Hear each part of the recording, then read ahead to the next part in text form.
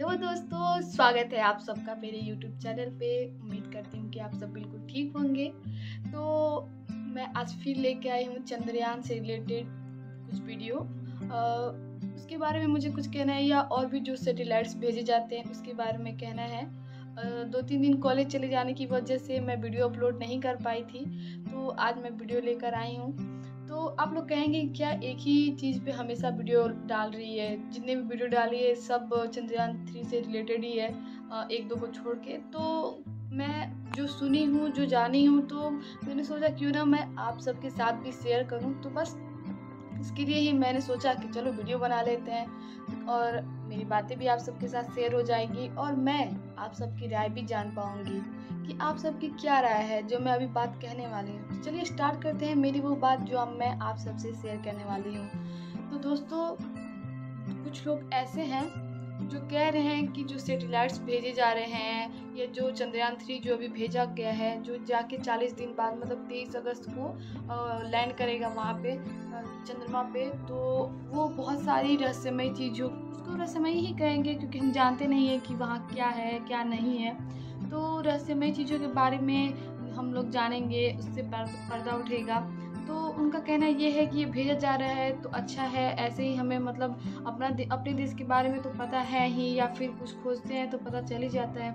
क्यों ना अन्य ग्रह या उपग्रहों के बारे में भी जानकारी लीजिए, जिसकी वजह से सैटेलाइट्स भेजे जाते रहते हैं, हमेशा कहीं कभी ना कभी भेजते ही रहते हैं कहीं ना कहीं। तो लोगों का कहना ये है कि अच्छी बात है कि भेजे जा रहे हैं, ताकि हमें पर्दा उठेगा रहस्यमय चीज़ों से, और हमें उनके बारे में जानकारियाँ मिलेंगी कि वहाँ पे क्या है क्या नहीं है, कैसे है कैसे नहीं है।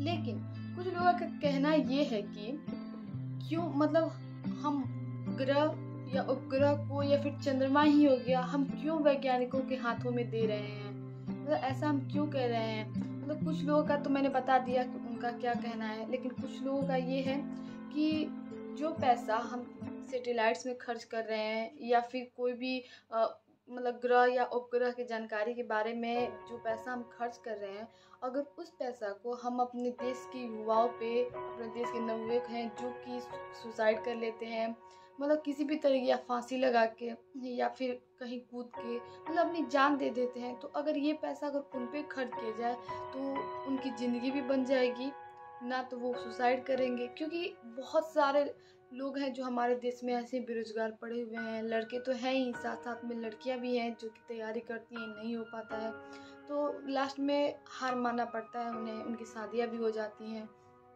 तो लोगों का कहना ये है कि हम दूसरे ग्रह पे पैसा वेस्ट करके हम क्या कर लेंगे, अगर वहाँ पे, अगर ये चंद्रयान जो 3 गया है, अगर ये सब जानते हैं कि अगर ये वहाँ पे लैंड कर जाएगा तो दुनिया भर में हमारे देश का नाम, मतलब इतिहास रच देगा। तो इस इतिहास रचने की वजह से बाकी लोगों की ज़िंदगियों का मतलब गला क्यों घोटा जा रहा है, इन पे क्यों नहीं ध्यान दिया जा रहा है, केवल उस चीज़ों पे क्यों ध्यान दिया जा रहा है। अगर वहाँ पे जैसे कि खनिज मान लीजिए, या फिर पानी मान लीजिए, अगर मिल जाता है, तो जितना खर्चा खनिज को वहाँ से इंडिया मतलब अपने पृथ्वी पे लाने में लगेगा, उतने खर्चे में तो पता नहीं अपने देश के कितने लोगों का बहुत कुछ चीज़ें बदल सकती है, उनकी ज़िंदगी बदल सकती है।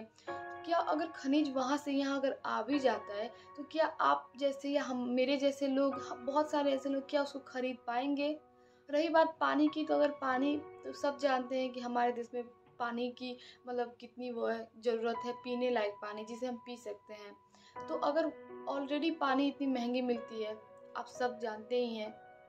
मैं तो गांव में रहती हूँ, तो हमारे यहाँ तो चापाकल है, तो उससे हम पानी पी लेते हैं। लेकिन जो शहरों में रहते हैं, ये वही बता सकते हैं कि पानी की कीमत कितनी ज़्यादा है।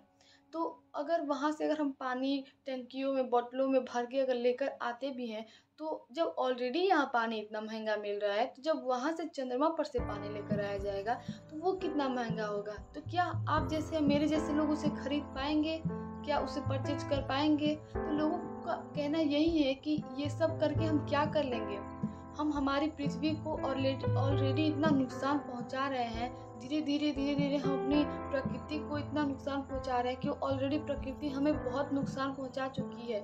हम महसूस कर रहे हैं, हम महसूस कर चुके हैं।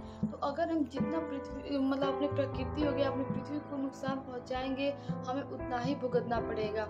सेटेलाइट बेचते हैं या कुछ भी होता है, कारखानों की, हर चीज़ों की, सारे जो प्रदूषित चीज़ें हैं उन्हें नदियों में बहाया जाता है। तो ये प्रकृति का नुकसान नहीं ना हुआ? तो अगर हम किसी सेटेलाइट को ना भेज के अपने देश पे ध्यान देते हैं, अपने देश के जितने भी युवा हैं उन पे ध्यान देते हैं, तो शायद हमारा देश और बेहतर करेगा। जैसे कि बाकी चीज़ों में और देश आगे है, वैसे ही इस चीज़ में भी हमारा देश आगे रहेगा। तो आप सबकी क्या राय है मुझे जानना है, क्योंकि मैं तो इतनी बड़ी नहीं हूँ कि हर चीज़ के बारे में मैं जानती हूँ।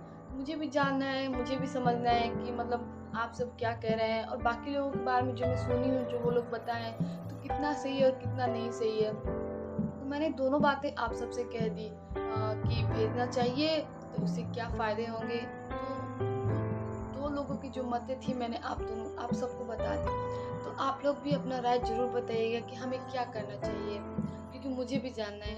और तो वीडियो पे कमेंट ज़रूर कीजिएगा और अपनी राय बताइएगा। वैसे तो वीडियो को लाइक, शेयर और सब्सक्राइब बिल्कुल कर दीजिएगा, और ऐसे ही अपना स्नेह, आशीर्वाद और प्यार बनाए रखिएगा। मैं लास्ट में जाते जाते भी कहूँगी कि आप लोग प्लीज़ अपनी राय बताइएगा कि आप सबकी राय क्या है। क्या जो मैंने दो लोगों के मतों के बारे में जो मैंने कहा, उसमें से कौन सा सही है, कौन सा गलत है, या फिर दोनों सही है, और है तो कितना सही है, तो ज़रूर बताइएगा। Thank you for watching my video दोस्तों। Bye bye.